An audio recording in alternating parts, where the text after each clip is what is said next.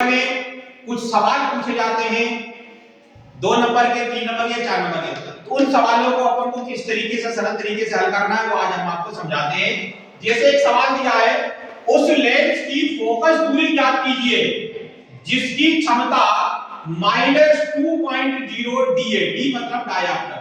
सवाल है उस लेंस की फोकस दूरी ज्ञात कीजिए जिसकी क्षमता -2.0 डी है।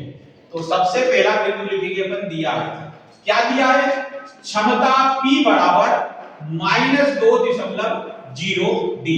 ज्ञात क्या करना है अपन को, लेंस की फोकस दूरी यानी कि F ज्ञात करनी है। अब इसको अपन हल करते हैं तो फार्मूला लगेगा लेंस की फोकस दूरी बराबर F बराबर 1/P।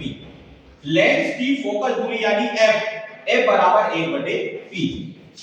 तो 1/P का मान कितना है अपने पास, -2.0। ये दिया है P का मान दिया है -2.0।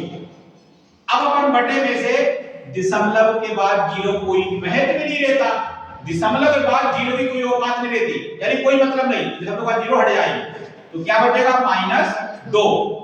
अब -2 का 1 में भाग देते हैं, क्योंकि -2 का 1 में भाग जाएगा ही नहीं।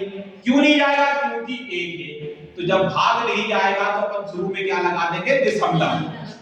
तो 0 दशमलव, भाग नहीं जाने पर दशमलव लगा दिया तो क्या हो गया, 0 दशमलव।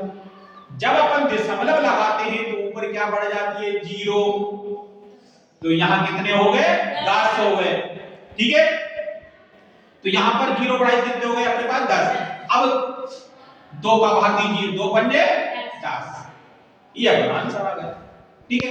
ये F का मान निकल आया, कितना निकल आया, 0.5 उत्तर निकल आया अपने पास, ठीक है। कैसे ज्ञात करा अपन ने, सवाल दिया था उस लेंस की फोकस दूरी ज्ञात की जिसकी क्षमता दी है -2.0 डी।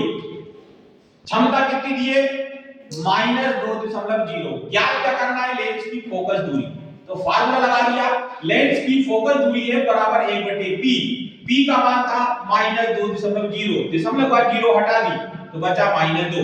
-2 का भाग 1 में दे दिया, उत्तर आ गया 0.5। ये सवाल आपका समाप्त।